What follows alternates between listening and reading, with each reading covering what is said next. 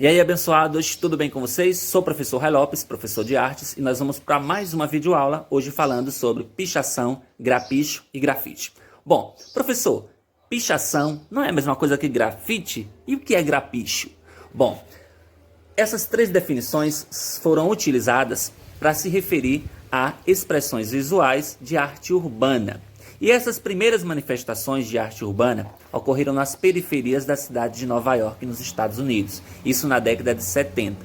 Só que naquela época elas recebiam o nome de targs, era o nome que era dado então a esse tipo de arte de rua, que era divulgado geralmente em paredes, em muros públicos ou privados, em trens, em estações de metrô, onde eles queriam mostrar o seu trabalho, deixar as suas marcas, eles deixavam então as tags. E por que a gente fala que era a sua marca? Porque era uma marca mesmo, era um registro. Eles criavam letras estilizadas e as tags eram assinaturas, entendeu? Era como se fosse a assinatura do nome do artista, do nome do pichador, digamos assim. Era uma assinatura onde ele identificava ali. Só que muitas vezes, era muito comum, na verdade, que esses artistas eles não utilizassem o seu nome verdadeiro, eles utilizassem os que nós chamamos de pseudônimos, que é quando uma pessoa não quer utilizar o seu nome verdadeiro, né? Ele utiliza um outro nome, que seria um nome artístico. Um nome artístico, exemplo, Ray Lopes. Ray Lopes não é o meu nome verdadeiro. Meu nome verdadeiro é Raimundo Lopes. Só que quando eu entrei para trabalhar em teatro, eu tinha que escolher um nome artístico. E aí eu escolhi o nome Ray Lopes, né? Para deixar a minha marca dentro do teatro e acabou pegando o nome artístico. Eu sou conhecido hoje, na maioria das vezes as pessoas não me conhecem muito por Raimundo. Se eu falar Raimundo Lopes em Queimadas, dificilmente alguém vai saber. Talvez pelo Lopes associe bastante, porque o Lopes não é um sobrenome muito comum. Mas o Raimundo, ninguém saberia quem era o Raimundo. Mas o Ray Lopes já é um pseudônimo, ou seja, é um nome artístico que me identifica dentro da região onde eu moro, no convívio, no meio aonde eu convivo. Então os tags lá nos Estados Unidos eram assinaturas desses artistas. Eles pichavam muros, eles pichavam trens, eles pichavam metrôs e eles colocavam assinatura, o nome artístico dele nessas pichações. Só que não colocava de qualquer forma, eles criavam letras bastante estilizadas, bastante diferentes para identificar a sua marca pelas ruas de Nova York. E o mais interessante é que existiam vários artistas que trabalhavam com os tags, com essas, digamos assim, pichações, com essas assinaturas, com esses trabalhos de grafite ou grapicho, como queiram chamar, nas paredes e muros e trens e metrôs em Nova York, nos Estados Unidos. E existia uma competição entre eles, né? Se eu era um artista de tags e eu via lá a assinatura de um outro artista do lado do meu nome, eu ia lá e colocava mais uma vez o meu nome. E aí era comum que esses artistas também ensinassem outras pessoas a copiar o seu tag e sair espalhando em toda a cidade, para que o seu nome fosse divulgado, para que a sua marca fosse divulgada. Imagine aí que hoje as grandes logomarcas do mundo, elas trabalham com propaganda, não é isso? Divulgando a sua marca, Adidas, Nike, a Garoto, a Nestlé. Naquela época os artistas trabalhavam basicamente dessa forma, com os tags. Eles tentavam divulgar o maior número possível de tags com seu pseudônimo ou com seu próprio nome para divulgar o seu trabalho. Então eles muitas vezes pagavam a outros artistas para pichar o seu nome em determinadas localidades para que o seu nome ganhasse uma proporção maior com relação aos demais. Bom, naquela época eles deixavam então esses registros dos tags, como eu já falei, em muros, paredes, trens, metrôs da cidade. No decorrer do tempo, essas letras elas foram sendo aperfeiçoadas, elas foram sendo mais elaboradas, eles trabalhavam com mais detalhes, utilizavam alguns efeitos de movimento nas letras. E aí quando essas letras começaram a ser trabalhadas, a serem criadas de forma mais detalhadas, com mais perfeição, não aquela coisa grotesca, né, feita de qualquer jeito, elas começaram a ser trabalhadas, recebiam um colorido, um trabalho mais bem elaborado para essas letras, elas começam a ser chamadas de trap-up, né? Os trap-ups, em inglês, é um verbo, né, com diferentes significados, mas com relação à arte urbana, o trap-ups, ele é um termo que assume o sentido de algo construído rapidamente, Ou seja, o Tropiup é algo feito rápido. Você não para lá 3, 4, 5 horas para fazer um Tropiup. Então é algo que é criado rapidamente. Então dentro da arte urbana, o Tropiup passa a ser identificado como arte construída rapidamente, sem muitos detalhes, sem muitos estudos. Diferente, por exemplo, de um pintor de uma tela, de um afresco, ou de um ator de um artista que utiliza aí tinta óleo, que demora dias, semanas para secagem. Tropiup é algo que é feito rápido, coisa de algumas horinhas você já fez ali, dependendo do que você vai fazer, em poucos minutos um artista desse faz um trabalho. A gente tem em Queimadas, por exemplo, um artista que trabalha com o grapicho, né? E ele, em alguns minutos, ele faz uma obra de arte. Então ele é um profissional, é óbvio, tem trabalhos dele que demora semanas ele pintando. Mas tem trabalho dele que em poucas horas ele faz. A gente já fez uma exposição de arte lá em Queimadas uma época, quando eu era diretor de cultura do município, onde ele fazia quadros lá ao vivo. O pessoal vendo lá, ele mostrava lá o quadro, um esboço, o pessoal dizia que queria, ele ia lá e pintava na hora. Então, alguns minutos, pouco mais de 10, 15 minutos, ele produzia um quadro feito com o grapicho, com essa técnica chamada de Tropiup, que é essa construção rápida de um projeto. Então, assim, essas obras desses artistas que eram realizadas, elas tinham como objetivo de expressar a sua insatisfação, de marcar transgressões e de divulgar a sua arte. Era muito comum que existisse essa competição, como eu falei anteriormente, entre os jovens, a partir da assinatura dos torgs, né? Então quem tivesse mais torgs espalhado ganhava mais notoriedade, popularidade dentro da cidade. Então era comum que eles tentassem espalhar o maior número de torgs possível para se tornar mais popular dentro da sua localidade. Não é à toa que São Paulo, Rio de Janeiro, Belo Horizonte, Salvador, que são grandes capitais brasileiras, grandes cidades brasileiras, elas têm, de certa forma, digamos assim, um número muito grande de pichação, justamente porque os seus artistas, os artistas que trabalham com esse tipo de arte, eles tentam divulgar cada vez mais o seu trabalho e ganhar essa popularidade e acabam espalhando, de certa forma, pichações em praticamente toda a cidade. E aí essa competição também não ocorre só pela quantidade de tags que é espalhado, né, de sua marca, de seu pseudônimo. Essa competição acontece também para ver quem consegue pichar os locais de mais difícil acesso. É comum a gente observar uma pichação em uma cidade dessa, no último andar de um prédio, por exemplo, de um prédio lá de 25 andares, de 10 andares, como esse pichador conseguiu chegar até lá para conseguir pichar um local tão alto.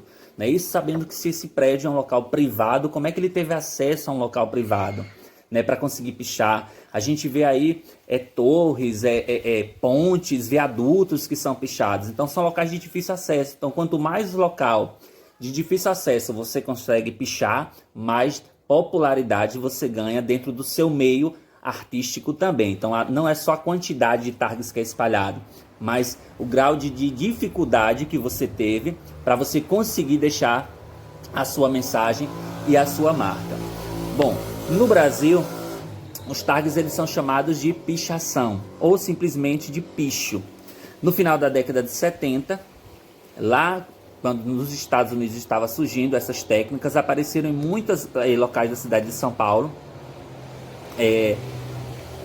alguns pichadores, mesma época em que surge nos Estados Unidos, década de 70, aqui no Brasil também surge em São Paulo. Então muitas cidades do estado de São Paulo começaram a surgir também pichações e aos poucos foram dando espaço aos Tropiups ou grapichos. Observe aí que a gente já está tendo uma diferença entre a pichação e o grapicho.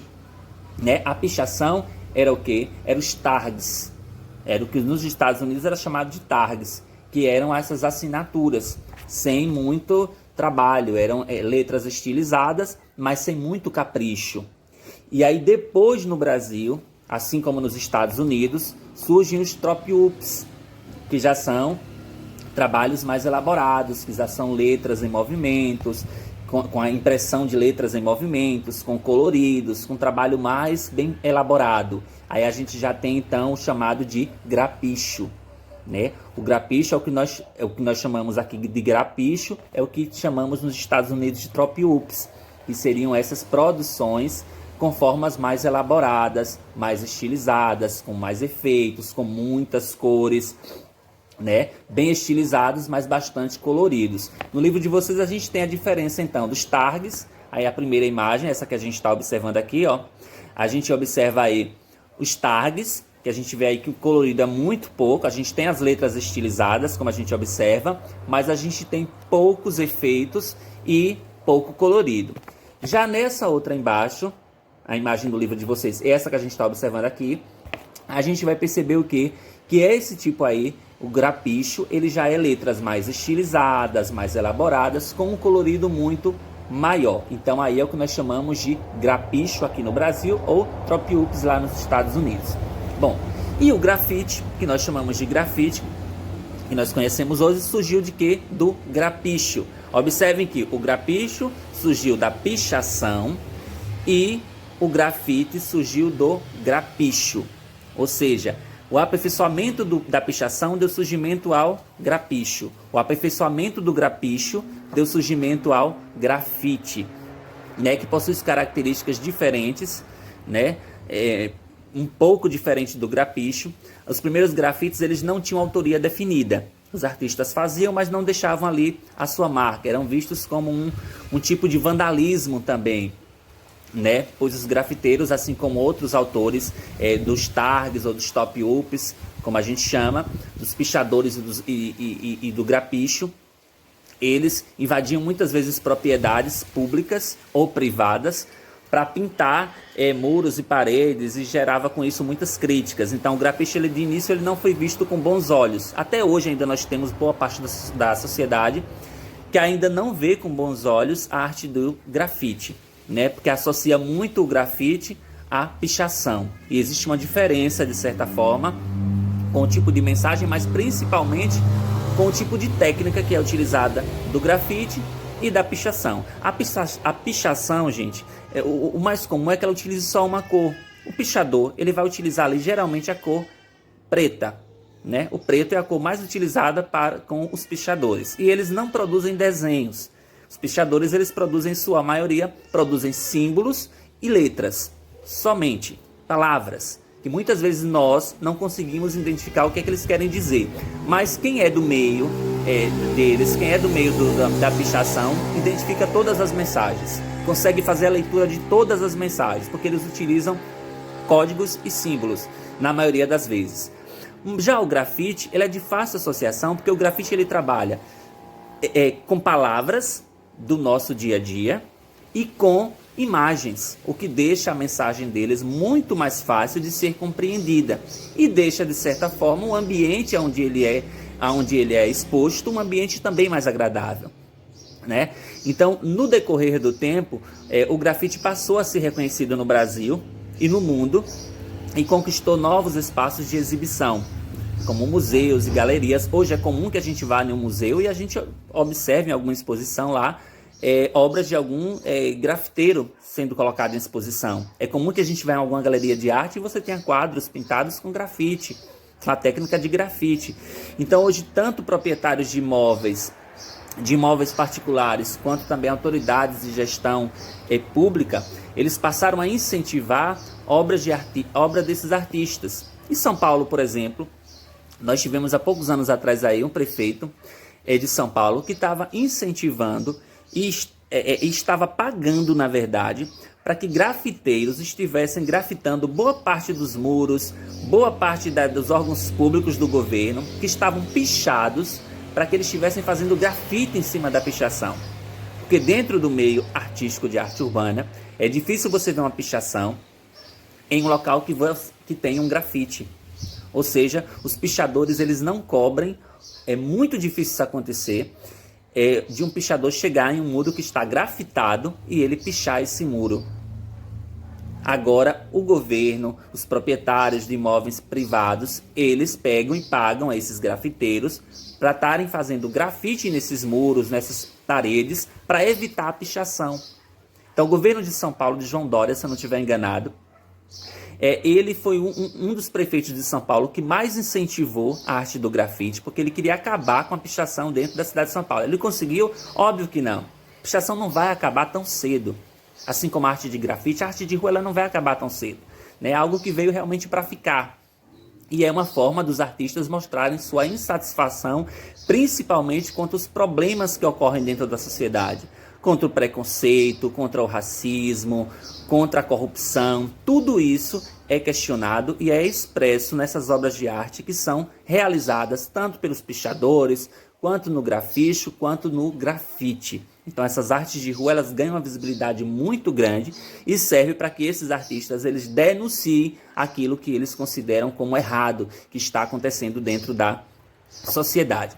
Mas, no entanto, o grafite ele nunca perdeu esse caráter de questionamento, mesmo com alguns municípios, com alguns proprietários privados de imóveis privados e até mesmo órgãos públicos do governo, autorizando e incentivando esse tipo de arte.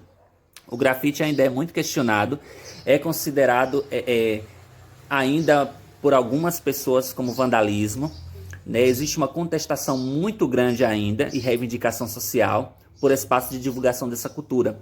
Então os artistas de grafite eles buscam ainda serem reconhecidos como artistas, os de grafite, fique bem claro, os artistas que trabalham com grafite, eles vêm buscando junto ao Ministério da Cultura, a exemplo do Brasil, o seu reconhecimento como artistas de rua e que eles tenham espaços adequados para divulgar a sua arte, que não seja exclusivamente museus e galerias, mas que sejam espaços públicos dedicados exclusivamente à arte do grafite, à divulgação, na verdade, de sua cultura.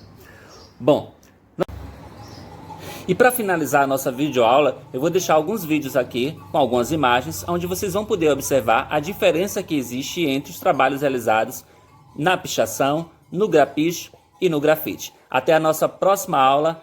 Fiquem com Deus. Basta um olhar mais atento pelas ruas da cidade para perceber que elas estão em todo lugar. As pichações e os grafites já fazem parte da paisagem urbana, mas há diferenças fundamentais entre essas duas formas de expressão. As pichações são inscrições ou rabiscos que muitas vezes só fazem sentido para quem as escreveu. São consideradas um ato de vandalismo e são alvo de críticas de moradores e comerciantes. Olha, na minha opinião, ridículo. Isso aqui, assim, é um vandalismo, sabe? É uma coisa, assim, que me deixa muito triste, porque a nossa, assim, tem comerciantes que acabam de pintar a porta da tarde e no outro dia de manhã a gente chega aqui e tá tudo pichado. Os prédios e o comércio, em geral, são os alvos preferidos dos pichadores, mas eles não respeitam nem o patrimônio público.